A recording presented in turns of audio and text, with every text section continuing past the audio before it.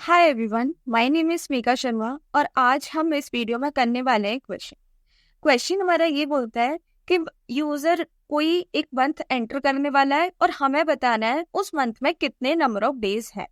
ठीक है, तो ये क्वेश्चन करने के हमारे दो तरीके हैं। एक तो हम लोग स्विच स्टेटमेंट यूज करके भी कर सकते हैं और हम लोग इफ एल्स कंडीशन लगा के भी कर सकते हैं। ठीक है, तो अभी जो है मैं स्विच स्टेटमेंट से बता रही हूँ, बट आप इसको इफ एल्स कंडीशन लगा के भी करके देखना। हो जाता है तो वेल एंड गुड है, नहीं होता है तो मेरे को आप कमेंट सेक्शन में बताना, और हो भी जाता है तब भी मेरे को बताना कि आपने इफ एल्स स्टेटमेंट यूज करके ये क्वेश्चन भी कर लिया है। ठीक है, और बिफोर प्रोसीड मैं चाहती हूँ कि आप इस वीडियो को पॉज करके खुद से ट्राई करें। ठीक है, हो जाता है तो आप सोल्यूशन चेक कर लेना, नहीं हो पाता है तो आप सॉल्यूशन देख लेना, वो आपको हेल्प कर देगा। ठीक है, ओके। तो यूजर से इनपुट लेने के लिए मेरे को स्कैनर क्लास का एक ऑब्जेक्ट बनाना पड़ेगा, obviously SCN equals scanner। Fine, ठीक है।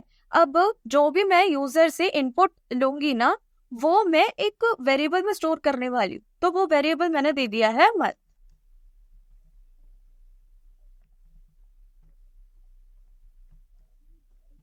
ठीक है, ये भी काम हो गया। अब इसके बाद हमें स्विच स्टेटमेंट का यूज करना है। किसके लिए? मंथ के लिए हमें यूज करना है। ऑब्वियसली हम मंथ का ही तो देख रहे हैं ना, जो यूजर एंटर करने वाला है, हम मंथ का ही तो देखने वाले हैं। तो अगर मेरे केस होंगे जैसे जैन, मार्च, शॉर्ट में लिख लेते हैं, मई, जुलाई, अगस्त, अक्टूबर,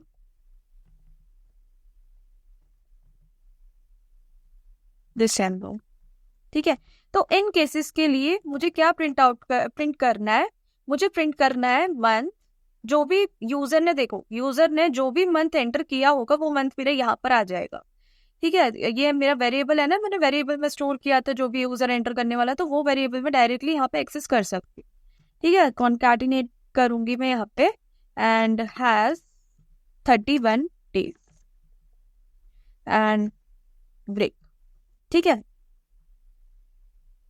अब केस अगर मेरा अप्रैल, जून, सितंबर एंड नवंबर आएगा, तो मैंने प्रिंट करना है month has 30 days break. Okay, फरवरी का जो है मैं डिफॉल्ट केस में लगा देती हूँ, तो मंथ हैज 28 days। सपोज कर लो ये आपका लीप ईयर नहीं है। ठीक है, अब इसको हम रन करके देख लेते हैं। जैसे फर्स्ट मैंने चेक किया मई के, तो देखो मई हैज 31 days। ठीक है, अगर मैं चेक करती हूँ अप्रैल के लिए, तो देखो अप्रैल हैज 30 days। ठीक है, अगर मैंने चेक करना है फेब के लिए, तो देखो फेब हैज 28 days। ठीक है, लेकिन आपने है ना एक चीज नोटिस करी हो नहीं करी हो, बट इसमें इस कोड में है ना एक प्रॉब्लम है। वो प्रॉब्लम ये है कि आप है ना कोई ऐसा इनवैलिड मंथ भी डालेंगे ना, तो आपका ये वो वाला इनवैलिड मंथ हैज 28 days ही आने वाला है। जैसे कि देख, अगर मैंने दिया डेव एल्गो, मेरे को पता है dev algo is not a month, लेकिन जब भी मैं एंटर करूंगी तो मेरे को dev algo has 28 days। Dev algo तो आपका एक कोई मंथ है ही नहीं, ये तो मेरे चैनल का नाम है। तो इस केस में मैं क्या करने वाली हूँ, देख, इस केस में मैं एक कंडीशन ऐड करने वाली हूँ। कंडीशन मेरी ये होगी कि अगर जो यूजर ने जो मंथ डाला है ना, वो इन सब के अलावा, मतलब जैन टू दिसंबर के अलावा अगर कोई भी स्ट्रिंग उसने इनपुट करी होती है, तो मैंने प्रिंट कर देना है इनवैलिड मंथ। ठीक है, अच्छा, तो इसको है ना, वैसे तो हम लोग देखो डायरेक्टली ऐसे भी चेक कर सकते हैं, if month is not equal to Jan और month is not equal to Feb. ठीक है, तो मैंने है ना ये कंडीशन लगा दिया, बस मैंने ये दो लाइन में डिवाइड कर दिया क्योंकि वो एक लाइन में बहुत ज्यादा खिंच जाता। ठीक है, तो अब मैंने प्रिंट कर देना है इन वैलिड मंथ। ठीक है।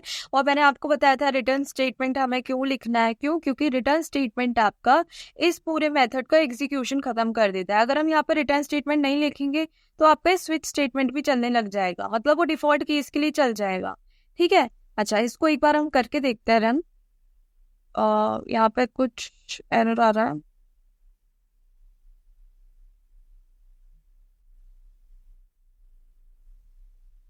तो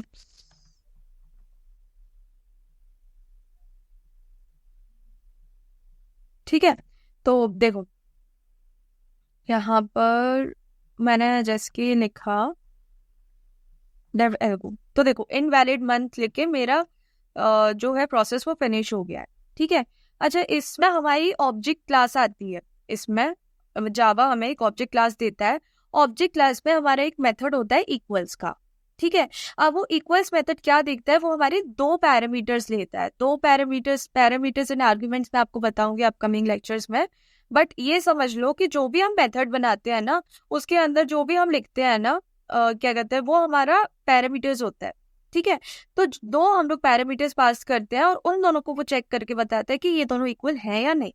कहने का क्या मतलब है कि मैं ना ये इस तरह से भी चेक कर सकती थी स्ट्रिंग्स के लिए, और इस तरह से भी चेक कर सकती थी, जैसे कि if objects dot equals and month and Jan. ठीक है। तो मैं ऐसे भी चेक कर सकती थी कि अगर हमारे ये जो मंथ क्या है, हमारा एक मेथड है, मतलब सॉरी एक वेरिएबल है। वेरिएबल किसका है, जिसमें हमने यूजर के इनपुट को हम लोगों ने स्टोर किया है, तो वो भी आपका स्ट्रिंग है। तो ये वाला स्ट्रिंग और ये वाला स्ट्रिंग अगर मैच होता है तो ठीक है। और अगर मेरे को ये लिखना है कि अगर ये दोनों मैच नहीं होते हैं तो मेरे को क्या करना है। ठीक है। तो यहाँ पे मैं नॉट का ऑपरेटर में यूज करूंगी। ठीक है। सिमिलरली और ऑपरेटर के साथ मैं दोबारा यही लिख लूंगी, जैसे मैंने ये एक और बार मैंने पेस्ट कर लिया, but this time for Feb. ठीक है। सिमिलरली और ऑपरेटर लगा के मैं इस तरह से कर सकती हूँ। ठीक है। ऐसे भी करना चाहो ऐसे भी कर सकती हूँ, ऐसे करना चाहो तो ऐसे भी कर सकती हूँ। तो ऑब्जेक्ट क्लास में एक मेथड होता है इक्वल्स, जिस वो चेक करता है कि दो जो पैरामीटर्स है वो इक्वल है या फिर नहीं। ठीक है। इसी के साथ हम वीडियो ये खत्म करते हैं। और अगर आपको ये वीडियो पसंद आई हो तो please do like this video, subscribe to my channel and share it with your friends. मेरे को आपके रिस्पॉन्सेज आ नहीं रहे हैं, तो ज्यादा से ज्यादा आप वीडियोस को शेयर करो और please do support. Thank you.